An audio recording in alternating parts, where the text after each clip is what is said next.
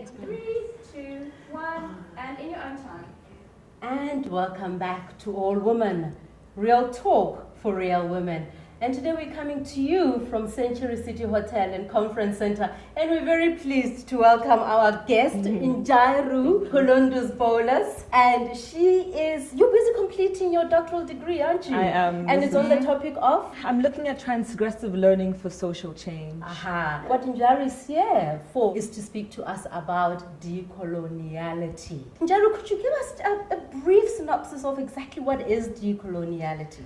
For me to talk about decoloniality, I think it's best for us to just take a little bit of time to consider what coloniality is. Then it makes it much easier for us, right? So colonialism basically divided the world. It's a way of being that divided the world quite clearly amongst conquerors and conquered, amongst masters and slaves, amongst same members of the human species, some who thought they were more human than others.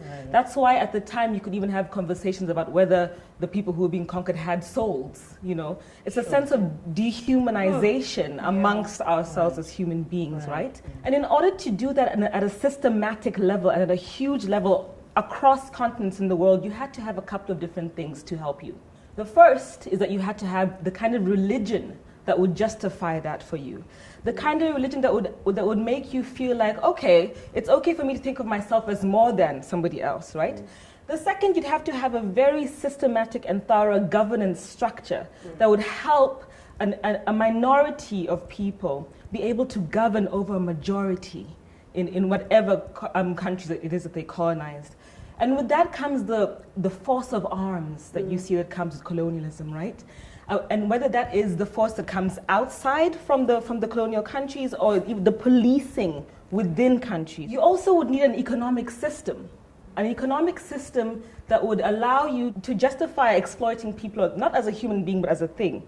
The economic system would also have to justify you exploiting nature in a particular way, right? So your relationship with nature would be different, one that is quite extractive, to take, to mine. And very importantly, you'd have to have a knowledge system, philosophies, ways of thinking that also really build on this way of looking at the world. And so decoloniality is a celebration, a very raw celebration that we're still here, that people are still here, because by virtue of all these different constructs, religion, the governance structures, an economic system, our relationship with nature, our relationship with other human beings, our relationship to knowledge, most importantly. There are so many different ways of being and different ways of knowing that have been left in exile. It's almost like completely discarded what their contribution is, because the way of seeing the world within coloniality only allowed for certain forms. Gosh, that's a very insightful and filling in the gaps for me, certainly, around what this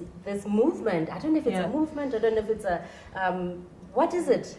How do we think about decoloniality? It's obviously on the tip of our tongues and on our minds because of what's happening in South Africa, but the history of decoloniality is so huge. It spans centuries. Centuries of people trying to assert their way of being, trying to hold on to their sensibility in a world that keeps bringing up forms of representation that only justify one way of being around the world. So decoloniality spans all the way from the struggle movements that have happened all across Africa and across the world. What we're seeing right now that's topical, it's the continuation. I mean, the words "the struggle continues" are apt, you know, that we're picking up from a lot of people all across the world who've had to battle across those lines for their humanity.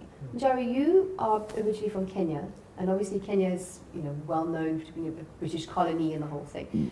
They got independence, or you got independence in 1963, and have had jump-started way ahead of us with decolonizing things. How do you think the Kenyans have done, and can we learn good lessons from them? Have they done enough? When you look at the struggles for independence across African countries, they fared in very different ways. Kenya is an important example of, at the time of independence, the governance structures that they moved into afterwards really kept a lot of what we're talking about as coloniality in place. it's really important to consider whether the independence movements and the countries that were in place afterwards were able to think carefully enough about recasting the social system or not. Yeah. In our case, there was quite a strong continuation of that same story, and the story is quite different if you look at Tanzania, if you look at Ghana. So there is a lot to learn. I think that when we arrive at this point in South Africa and we hear a lot of people speak about almost 30 years into this independence, we're still not yet Uhuru. You know, if we got our independence in 1963, and if you look at the politics of the day right now in Kenya, it's still circling around issues that were not resolved at that time. Yeah. So what can we learn? I think that's a very important question for South Africa. As a country that comes into that conversation quite late, we see that things continue to fall apart. Yeah. In the same ways. Yeah. You know, we see that the thinking around us going economic first or creating growth first, and the myth of trickling down just doesn't happen. Yeah. That we continue to create societies that really bolster an elite few, Yeah. and just fail completely to address, you know, the sense of social exclusion that makes all of our lives incredibly precarious. Yeah, the big movement at the moment is decolonialize education. Something a few months ago, a UCT student stood up and said, we want to decolonize maths and science. And the whole world laughed at her. Yeah. I must admit, to my shame, I kind of, but I thought about it more and more afterwards, and I thought, well, it doesn't mean we're cutting out everything we've learned in maths and science so far, but we do need to start bringing African context into learning. What I'm picking up from Injairu's talk here is what is necessary for decoloniality really to work is not just that it's something that's coming from the top or coming from one location, but actually it is for every one of us to think about how we see the world, to think about how we interact in the world, to think about what do we accept as knowledge, as critical knowledge, what do we accept of ourselves as agents of knowledge creation, for instance, or of healing, of what is indigenous within us that we need to celebrate in ourselves. Because we, through colonialization, what we have done is we've stepped outside of ourselves. And it feels like it's about we need to go back into ourselves and really look at what we have inside of us and work from that perspective.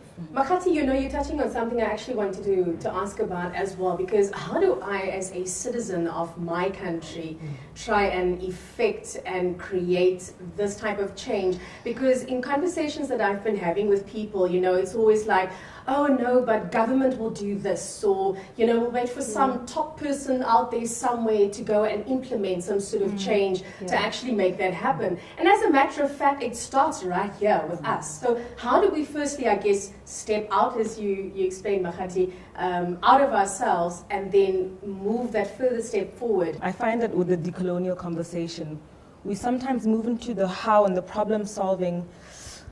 I feel like we need a little bit more introspection about this, about the situation itself. And I say that respectfully because if you look throughout history and how people have tried to challenge it, and the kind of resistance, you know, how resilient the systems that we're talking about, they're incredibly resilient.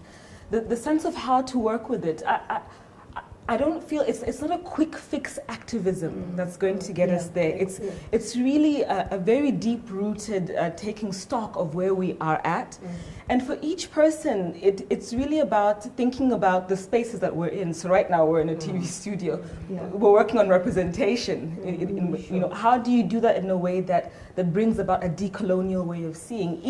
Each person has to, in some ways, really account for and think about how they can go about in the specific areas to challenge it. But there are a couple of things that we must acknowledge, or that we need to take with us as we do this. The first is, if coloniality is about hierarchy, about one idea on top oppressing the other, decoloniality has to be the opposite. And the opposite is not versus, the antithesis. It's about many. If we're talking, if the universe is about one idea, then we need pluriversities. The opposite of one is many, right? That's the first thing. The second thing is that whatever we do, if we think it's going to make an effect in decolonial ways, it has to account for race, class, gender, sex. It has to work with all these things in an interrelated way.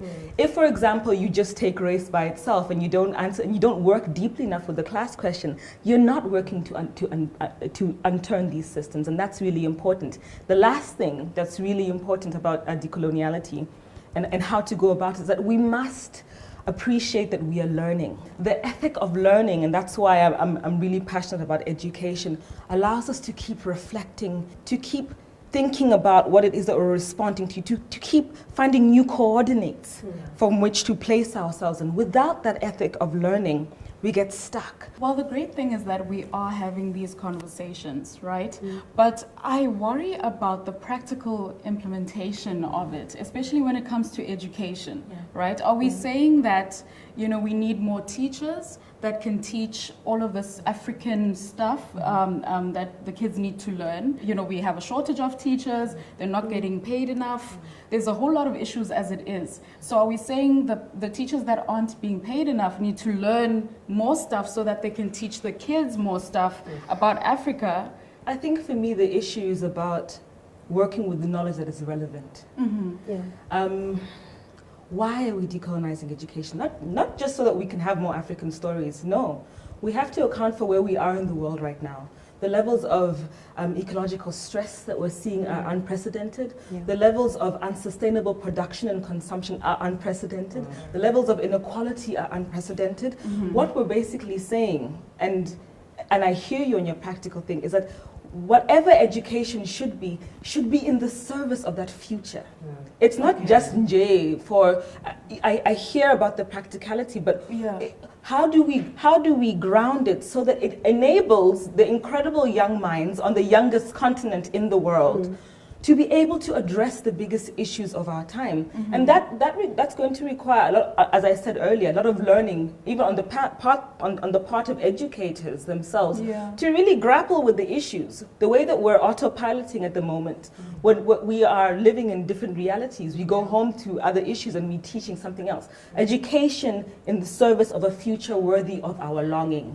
That's what it's about for me. I love that you say that, because it really puts it into perspective.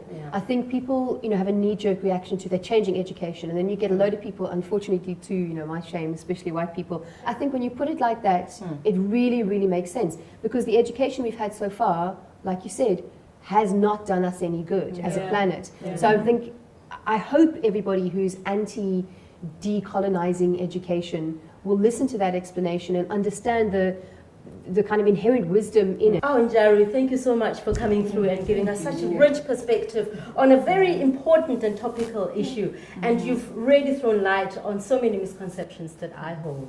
Thank you. I hope you'll avail yourself to come back. And there are so many other topics that are coming out of this one big global topic of decoloniality. Stay with us on All Women, and next we'll be learning about Bitcoin.